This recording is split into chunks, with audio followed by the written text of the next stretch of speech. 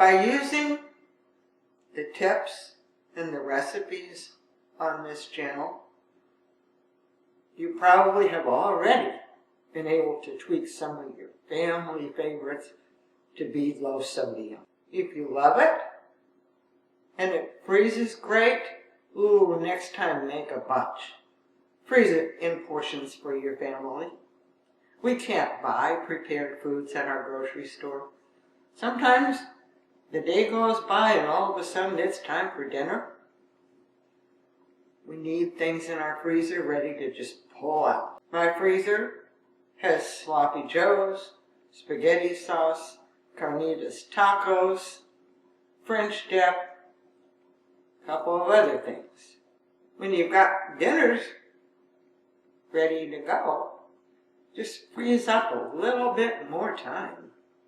I might just have enough time to go out and pull a weed or two or plant a flower.